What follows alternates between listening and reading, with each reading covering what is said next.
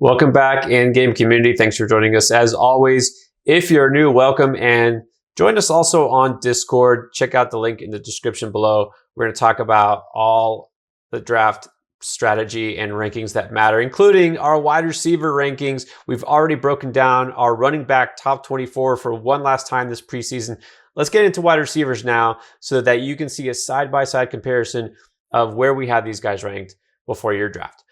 Let's start with the top 5. Now, wide receiver 1, well, it's Davante Adams still. Not because just that the fact that he finished as the fantasy wide receiver 1 last year doesn't mean he's guaranteed to do that this year. But really, now that Aaron Rodgers is back, we've seen what he did last year and the year before on a points per game basis. Remember, Davante Adams did miss a few games in 2019. Otherwise, he probably would have finished as a top fantasy receiver again. So there's really no justifiable reason to take someone ahead of him if you're drafting a wide receiver first. But then at number 2, all of a sudden, it's different. I have Calvin Ridley as the number 2 receiver. Chris, you have him down as wide receiver 5.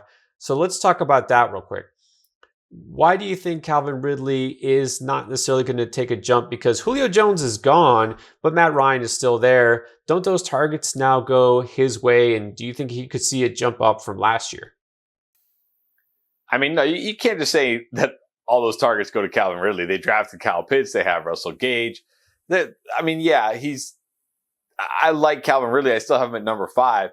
Just for me, the guys ahead of him, Tyreek Hill, Stephon Diggs, and DeAndre Hopkins, I just trust those guys more, right? I just trust them more. And that's not a knock on Calvin Ridley. I think Calvin Ridley is going to be great, but I just can't rank him over those guys. And no, I think he'll be great without Julio Jones. He was great with and without Julio Jones last year. So I just like those other guys more.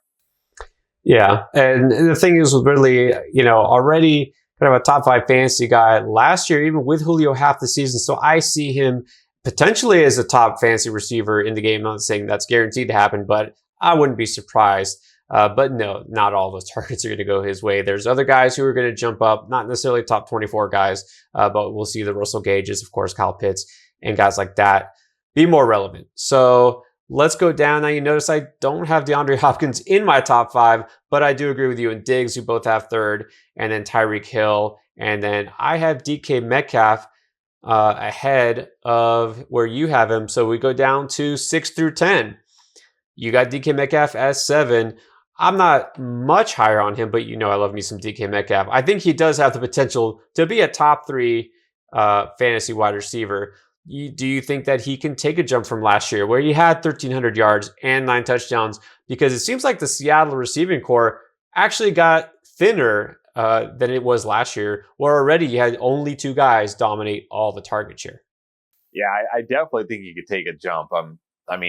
He's one of the guys that I think can finish as the overall wide receiver 1 this year. So even though I have him ranked 7th, that doesn't mean, I don't think he can be a top 5 fantasy wide receiver. I definitely do. The problem is you can only rank 5 guys in the top 5. And there's a lot of people like to say wide receiver is deep, but that's not true. Wide receiver falls off a cliff very fast and you just get into this zone of average wide receivers. But there are a lot, I should say a decent amount of elite wide receivers at the top, much more than at running back. And I think that's where the kind of the deepness of the wide receiver position comes from. There's legitimately 10, maybe even 15 guys that I feel could finish top 5 this year. And definitely DK Metcalf is one of those guys.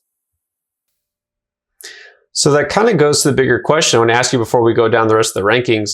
For example, then I see you got AJ Brown, number 8. I have him not in my top 10 either. When you talk about the wide receiver 1 for your fantasy team, where do you look at floor versus ceiling? And we know all these guys should have a pretty high floor. But again, something that's more of a safe, like let's say a DeAndre Hopkins, like what you're getting with him, as opposed to a guy like a DK Metcalf. Maybe a little more risk, but potentially more reward. How do you look at that, when you're drafting your first receiver? Well, I always look at ceiling. I'm always looking at ceiling. But I think the DeAndre Hopkins lack of ceiling is a bit kind of a myth, just because we're so used to what DeAndre Hopkins does that we're just like, oh yeah, DeAndre Hopkins. But he had plenty of 20-plus point games last year, and that's really that's a ceiling, right? Everything over 20 points is a ceiling. I mean, not everybody could put up 50 like Lockett and Tyreek Hill. But definitely, I think, Metcalf has a huge ceiling as well. So like I said, I think there's 10 to 15 guys that have a really high ceiling this year at the wide receiver position. All right. So among those guys, the ones we have here, talk about 6 through 10. So I have Nuck, and then Justin Jefferson, Keenan Allen, Allen Robinson, Terry McLaurin. You have Justin Jefferson, DK Metcalf, AJ Brown, Keenan Allen, and Allen Robinson. So really not too much difference there, just a slight, difference here and there. Go to our next group here, and I got CD Lamb. You have him at 12 as opposed to 11, so we're both kind of in agreement there. I have AJ Brown, Chris Godwin, Cooper Kupp, and then Mike Evans. You have Cooper Kupp right there with me, but you have Robert Woods ahead of Kupp, and so that's a slight difference here. But as opposed to one or the other, Woods, Kupp, does it really make a difference?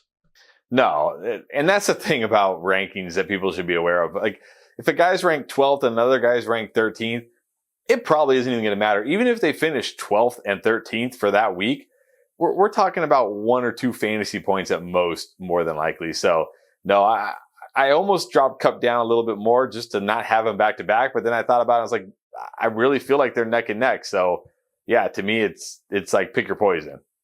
I shouldn't say pick your poison. Pick your greatness. Pick your power up. How about that? Something like that.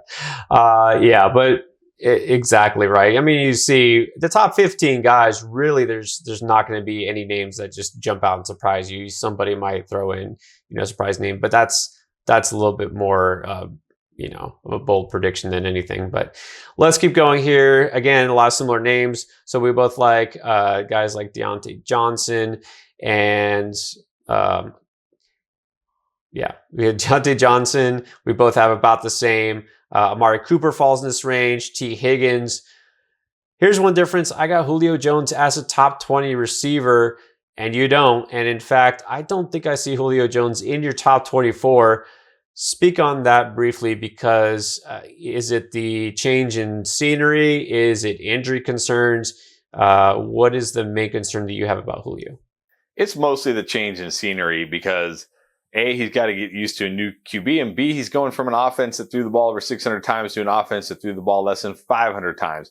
And he has an alpha wide receiver there with him in AJ Brown. So I just don't think, I think Julio's going to be fine. I still think he'll have some nice weeks, but I just think he's not going to have that Julio Jones type ceiling that we're used to in the past. And there's just other guys that I think have a higher ceiling than Julio Jones this year. So he'd probably be 25 for me. I mean, it's not like I'd have him, 50th or anything like that, but I just like these guys more.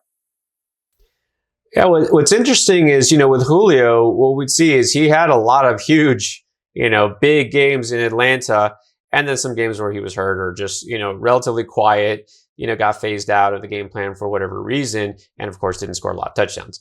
I kind of think it's going to be the opposite in Tennessee. I feel like he's going to be a guy who doesn't have these monster games just because Tennessee is not a high volume passing attack and never will be. And I don't feel like he's a guy who's also going to get shut out because they're going to lean on him for some of those more short intermediate routes. So I feel like his game will change, at least production wise. So I feel like he's a safe wide receiver too, not necessarily an exciting one. But maybe there's other guys with higher ceilings. So let's look at the last group that we have here, top 24. I still have Adam Thielen in the top 24. No ageism here. Cortland Sutton, I know that's one of your guys. I'm almost surprised that you don't have him ranked higher than I do, but I guess I've been listening to you all offseason. And then Brandon Ayuk, Tyler Lockett. Difference here is you have Chase Claypool, and then you have Brandon Ayuk actually higher than me. Talk to me about Claypool. I'm more of a Juju guy. You're more of a Claypool guy. Why do you like Claypool better? Ceiling. He has a way higher ceiling than Juju, and I really think he's in for a breakout season this year if he's healthy. I know he's dealing with that ankle injury, but we haven't heard anything that's going to be serious. He should be ready week 1, maybe week 2 at the latest. And last year, he was basically sharing snaps with James Washington on the outside. That's not going to happen this year. He's going to be pretty much in every snap player, at least when they run 2 wide receiver sets. Obviously, Deontay Johnson's going to be out there every time there's a wide receiver out there, but he's going to be out there in all 2 wide receiver sets, at least when they have 2 on the outside. And I think that's going to be huge for him. And, we got this new offense this year. I think it's going to be better. I know they got Najee Harris, and people think they're going to run more. I don't. I think they're still going to throw it a ton. And I think Claypool's going to have a huge second-year breakout. Definitely possible. I can't argue against the ceiling theory there. I mean, Claypool is the deep threat guy. He is the red zone threat there. I feel like Juju a lot of times got those short, really, really short, passes a lot of times last year to compensate for the lack of running game. I feel like he's going to do a little bit more what he did his first season, second season, where he'll be used at least across the middle of the field. I know he's never been a deep, threat guy, and his game won't completely change. So I still feel though like we're going to see a little bit better version of Juju, and he's going to be motivated going into free agency yet again this year. But yeah, Claypool is going to be a little bit more hit or miss. I guess I prefer my wide receivers a little safer at this point, but we'll see how that pans out. These are our rankings.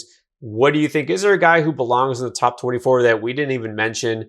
Who do you think maybe doesn't even belong on this list? Let us know. Hit us up with a comment. Of course, join Discord and talk it out with us. All right, guys. Thanks for watching.